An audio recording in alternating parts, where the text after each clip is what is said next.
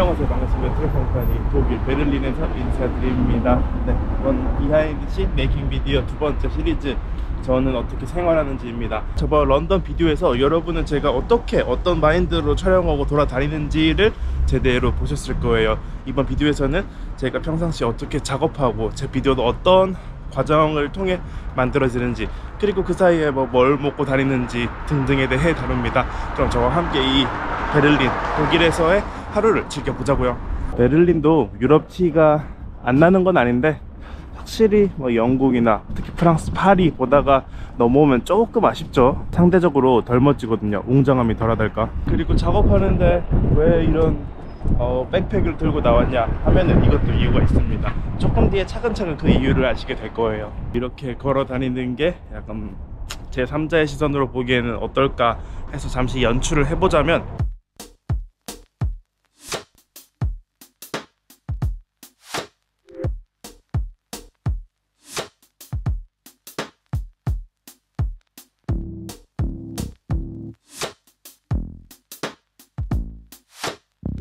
그렇게 도착한 오늘의 첫 번째 장소, 베를린 힐튼입니다. 옆에 독일 도움이 아주 멋있게 보이는 아름다운 호텔이에요. 와, 지금 이거 구독자 30만 됐다니 되게 부르주아네. 맨날 5성급 호텔에서만 자고 라고 생각하실 수 있는데, 놀랍게도 이번 힐튼이 이번 유럽 일정 최초이자 최후의 개인실입니다. 그 전까지 전부 다 다인실 도미토리였고, 그 뒤에도 전부 도미토리예요. 약 한 달간. 와우, 예쁜 누나. 오, 안녕하세요. 자, 그러면 이 무거운 가방도 호텔에 맡겨놨으니 좀 마음 편하게 작업을 하러 가볼까요? 카페에. 근데 무거운 가방을 내려 놓으니까 마음이 아니라 몸도 편안해졌네요. 대박. 힐튼이 위치한 이 동네가 그래도 베를린 중심지구라 주변에 이런저런 카페가 있는데, 독일이잖아요. 무난하게 스타벅스 가도 되지만 그래도 로컬 카페 체인인 저기 아인슈타인 카페로 가기로 합니다. 카페는 저의 일반적인 작업 환경입니다. 대개 개인실에 머물지 않으니 룸에 책상이 없거든요. 개인 카페보다는 프랜차이즈를 선호하고요. 어느 지점에 가든 기본적으로 보장된 인테리어와 시스템이 있으니 대개 머무르는 시간은 2시간에서 2시간 반 정도. 호텔을 잡아야만 했던 그 이유를 빼고 거의 모든 작업 과정을 이런 카페에서 소화할 수 있습니다.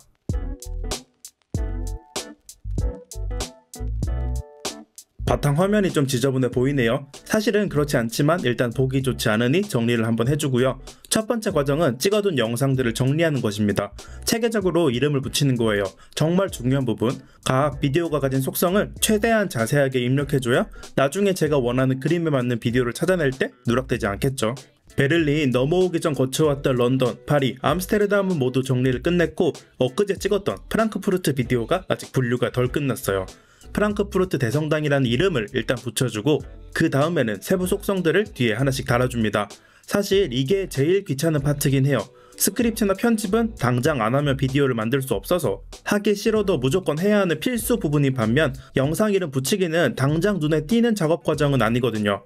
이거 안 한다고 비디오 못 만드냐 하면 그건 아니니까. 하지만 지금 이 귀찮음을 감수하고 제대로 이름을 붙여줘야 나중에 파일을 찾아낼 때 하나하나 영상을 보고 이게 뭔지 판단하는 번거로움이 훨씬 덜어질 거예요. 또 성당 내부, 오르간 이런 거는 계절의 변화가 없기 때문에 겨울 태그를 붙이지 않아도 되지만, 이 외관은 겨울을 꼭 써줘야 되겠죠. 이번에는 겨울 촬영이 포인트였으니까. 다른 시간에 촬영한 같은 장소를 찾는 것도 조금 번거롭습니다. 여기는 프랑크푸르트에서 제가 슈니첼을 먹은 식당이에요. 전날 저녁과 다음날 낮에 찍은 걸 묶어서 하나의 장소 이름을 붙여주고요. 그리고 비슷한 속성을 가진 다른 장소와도 이름의 양식을 통일시켜줘야 돼요. 그래야 파일을 이름별로 정렬을 했을 때 비슷한 아이템이 같이 나올 테니까.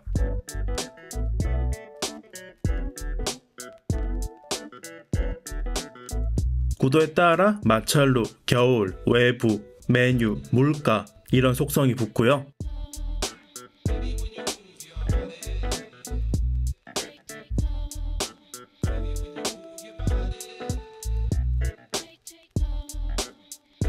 슈니첼, 독일 음식이라는 속성까지 붙여줘야 나중에 몇천 개, 몇만 개나 되는 파일 속에서 딱 이걸 찾아낼 수 있겠죠. 세세하게는 이렇게 각 컷이 어떤 구도를 담고 있냐도 끝에 설명이 들어가죠. 제가 영상 편집을 따로 어디서 전문적으로 배운 건 아니고 그냥 작업을 하다 보니 이렇게 하면 편하구나 하면서 몸으로 느낀 건데, 아마 비디오를 만드는 다른 분들도 형식은 다르지만 비슷한 루틴을 가지지 않나 싶네요. 이거를 몇백 개, 몇천 개 되는 파일에 이름을 다 붙이면 이 작업은 끝이 납니다. 그렇게 분류한 파일들은 이렇게 도시, 지역별 폴더에 들어가게 됩니다. 베트남 호이안처럼 규모가 작고 마이너한 동네는 약 40기가, 반면 방콕처럼 규모가 크고 컨텐츠가 엄청난 도시는 100기가를 넘기고요. 마찬가지로 홋카이도의 크지 않은 도시 하코다테는 약 20기가, 반면 지구를 대표하는 메가시티 중 하나인 도쿄는 거의 180기가. 제 가장 큰 자산들입니다. 스페인 도난 1년 4개월 만에 참 많이 복구했네요.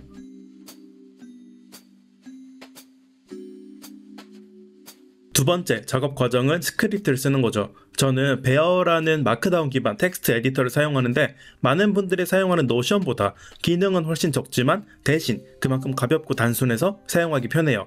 다른 사람과 공유하고 표를 넣고 이런 게 아니라 딱 텍스트 작업만 할 때 사용하기 좋다고 할까요? 전 이렇게 제목이나 소분류 크기 정도만 구분하고 텍스트에도 볼드, 이탈릭, 취소선만 넣으면 되거든요. 그리고 이 스크립트 작업이 중요한 이유는 말 그대로 이게 제 작업 과정의 실질적인 대부분이기 때문입니다. 촬영 과정에서 느끼고 자료 조사를 통해 배운 것을 하나의 글로 녹여내는 것, 15분, 30분 사이 분량을 맞추기 위해서는 적당히 넣을 것, 뺄 것도 고려해야 하죠. 또 이걸 쓰면서 각 부분에 어떤 비디오를 넣을지도 생각하고 있고요. 이 부분에는 이런 샷을 사용하겠다 하는 거죠. 여기는 지도로 설명해야겠네? 여기는 드론샷이 어울리겠네? 그리고 그걸 맞춰서 문장의 앞뒤를 바꾸거나 조절하기도 하고요. 가장 힘들지만 하지만 보람찬 과정이기도 합니다. 남들에게 무언가를 설명할 때는 설명하는 사람도 많이 배운다고 하잖아요. 이렇게 체계적으로 여행지를 정리하다 보면 저 스스로도 많이 익히고 지식들을 체화한다는 기분이 들어서 좋아요. 물론 딱 그렇게 비디오 스크립트를 쓰는 데만 베어를 사용하진 않습니다. 대략적인 컨텐츠 계획을 짤 때도 이 프로그램을 쓰죠. 언젠가 될지 모르겠지만 언젠가 꼭 해야 할 뉴욕. 가기 전에 이런 식으로 대략의 얼개를 짜놓는 거예요. 그리고 이걸 본격적으로 작업해야 할 때가 오면 새로운 문서를 만들어 제대로 스크립트를 쓰는 거고요. 이게 다른 여행 유튜버분들과 확실히 다른 과정이라 생각해요.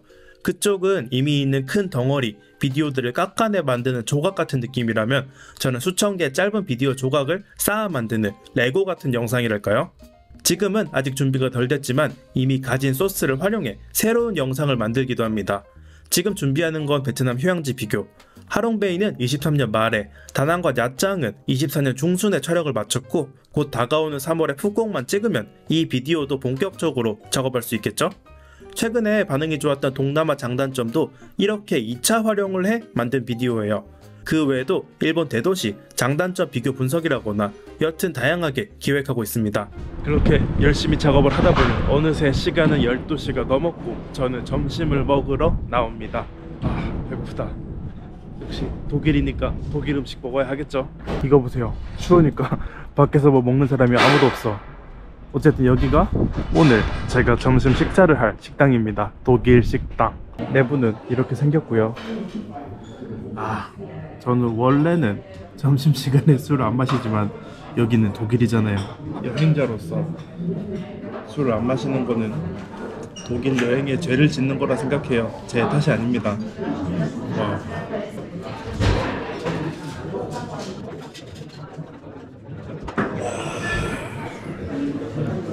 최고. 와우, 이렇게 멋있게 나왔는데 고프로 나쁜 화질로 보여드리면 여러분들한테 미안하겠죠? 제대로 된 카메라로 보여드릴게요.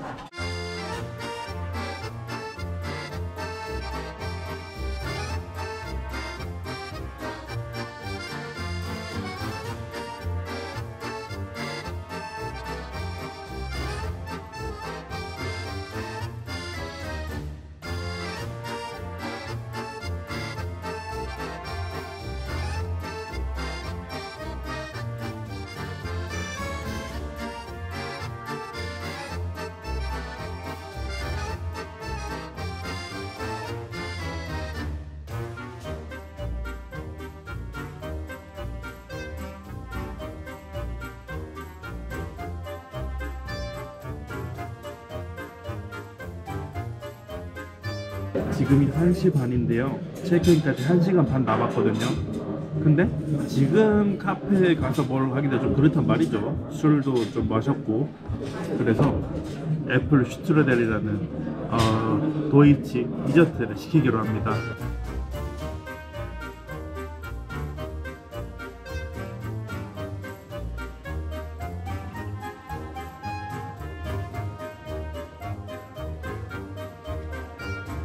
예, 굉장히 맛있게 먹은 점심입니다만은 팁 포함해서 한 6만원 넘게 나왔네요. 이러면 비싸긴 비싸요. 하지만 뭐 어때요? 내일 밥 안 먹으면 되죠. 내일도 뭐 먹는다? 모레 밥 안 먹으면 되죠. 그 다음 도착한 곳은 아까 짐을 맡긴 힐튼 호텔. 이제 체크인을 해야죠. 체크인할 룸은 이렇습니다. 힐튼의 일반 룸인데 침대는 뭐 그저 그렇다 치고 여기도 좀 낡았죠. 하지만 여기에는 이 독일돔 뷰가 있다는 거. 책상은 여기에 있어서 제가 작업하는 동안 이 돔이 보이진 않겠지만 그래도 기분은 좋다는 거. 그리고 짜잔, 이 힐튼이라 방을 잡은 이유입니다.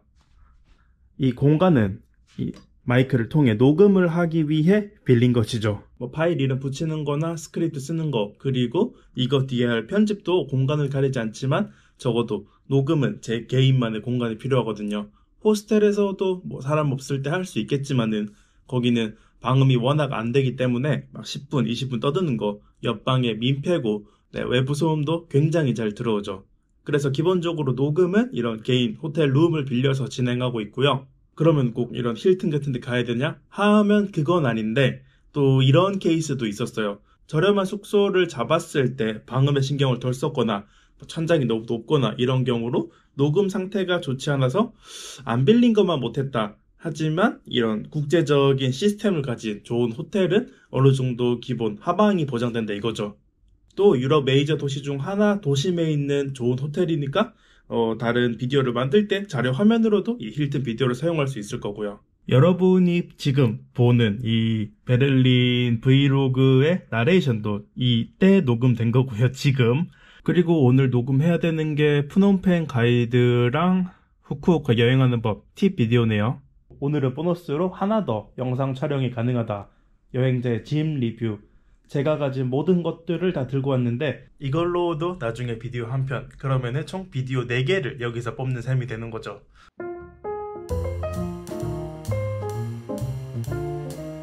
녹음은 딱히 대단히 설명드릴 부분이 없네요. 그냥 해야 할 걸 한다 정도?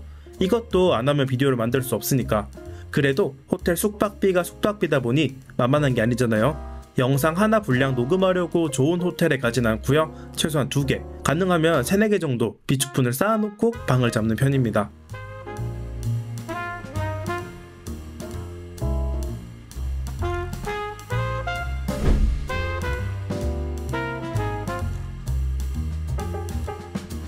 그리고 우리는 나이를 먹어갈수록 스스로의 취향에 대해 좀 더 알게 되잖아요. 내가 뭔가를 좋아하고 내가 뭔가를 싫어하는지 좀 더 깊게 알아간다고 해야 되나? 확실히 느끼는 건 저는 비교를 정말 좋아해요. 예를 들어 숙박비에 100만원을 배정한다고 할 때 10만원짜리를 나눠서 열흘간 숙박하는 것보다는 2만원, 3만원 이렇게 호스텔로 아끼다가 한 번에 좋은 데로 가는 거. 10만원짜리 연박을 길게 하면은 중간에 질릴지도 몰라요. 사람은 자극이 무뎌지기 마련이니까. 하지만 안 좋은 데 있다가 호스텔에 있다가 좋은 럭셔리 호텔 가면은 와 하면서 되게 더 큰 행복감을 느끼게 된다. 하지만 그거는 있죠. 이렇게 작업을 하는 날이면은 너무 좋은 데는 가지 않는다. 물론 자료 쌓는 것도 좋지만 그렇게 좋은 호텔의 부대 시설, 침대 냅두고 저런 의자에 앉아서 작업만 하고 있는 거 아깝잖아요. 그래서 작업을 할 때 너무 좋은 데는 가지 않는다. 적당한데.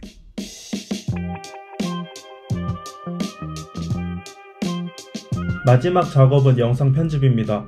물리적으로 잡아먹는 시간은 이게 제일 길긴 해요. 하지만 의외로 여기서 막 머리 아프다거나 진행이 막힌다거나 하진 않습니다. 재미 포인트를 찾아서 여기저기 돌려보거나 컷 편집을 절묘하게 하거나 그럴 일도 없고요. 그런 거는 이미 스크립트 쓸 때 다 끝난 일이니까. 편집은 그냥 그때 그려둔 머릿속의 구상을 따라가는 것뿐이에요.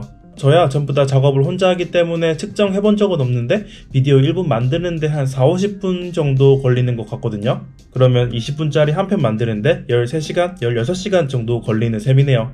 제가 사용하는 프로그램은 파이널 컷 프로입니다. 다들 아시겠지만 애플 컴퓨터에서만 돌아가고요. 좋은 점은 구독제가 아니라 한번 구입하면 계속 쓸 수 있다는 거. 제가 맥북을 처음 산 게 2019년인데 그때 한 30만원 정도 준 것 같아요. 이후 6년간 프리미어 프로를 구독제로 썼다면 비용이 120만원인데 약 90만원이 세이브가 된 거죠. 차이가 어마어마합니다. 그리고 영상업계 표준 프로그램이 프리미어 프로와 애프터 이펙트인 것도 독고다인 저에게는 해당되지 않고요. 다른 사람과 같이 작업해야 한다면, 또 어딘가에 납품을 해야 한다면, 그렇게 영상 퀄리티를 극도로 올려야 한다면 그쪽이 필요하겠지만 전 그렇게 비디오를 복잡하게 만드는 편은 아니니까요. 저에게는 간단한 컷 편집과 효과를 줄 수 있는 파이널 컷이면 충분합니다.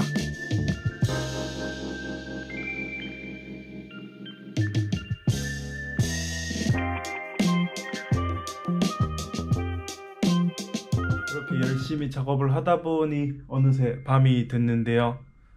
배가 고프네요.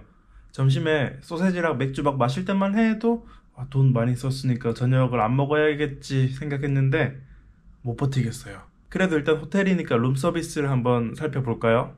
메뉴가 좋아 보이진 않는다. 올데이 다이닝, 되게 이탈리안이네요. 시저 샐러드, 클럽 샌드위치, 피자, 미국식이랑 이탈리안. 나는 뭔가 독일 메뉴를 먹고 싶은데 독일 게 아니네. 어떻게 목마른 자가 우물을 판다고 제가 나가는 수밖에요. 아까 레스토랑에서 정식으로 먹는다고 좀 많이 썼으니까 이번에는 간단하게 먹을 걸 찾아보자고요. 이 누나 너무 좋다. 그리고 예쁘게 켜진, 예쁜가? 어쨌든 독일 돔입니다. 낮에는 진짜 하늘도 우중충하고 그래서 걸어다닐 맛이 안 났는데 그래도 가로등 불이 켜지는 저녁이니까 약간 볼맛이 나죠? 베를린도. 마침 호텔과 멀지 않은 곳에 프리텐베르크라는 체인점이 하나 있고요. 그 캐나다 요리인 푸틴을 잘하는 걸로 유명한데 소세지도 아마 있을 거예요. 있네요. 커리버스트 스페셜 9.2유로. 싸진 않다. 하지만 싸다.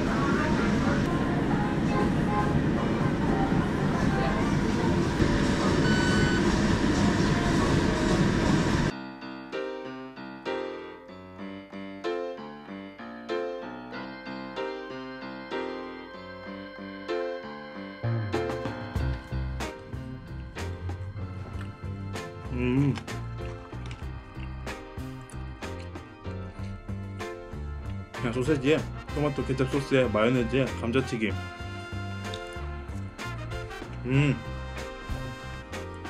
진짜 단순한 조합인데 그래서 맛있어요. 이 독일 요리 너무 좋아. 세계적으로 보면은 스페인 요리를 독일 요리보다 훨씬 알아줄 텐데 저는 왠지 모르게 독일 요리에 더 정이 가네요. 제 개인 취향이랄까요.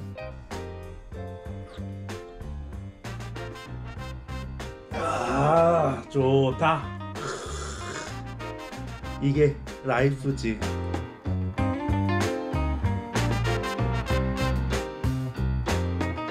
네, 이렇게 여러분이 저와 함께하는 베를린에서의 하루가 끝났습니다. 어떤가요? 제 생활? 사실 생활은 아니죠.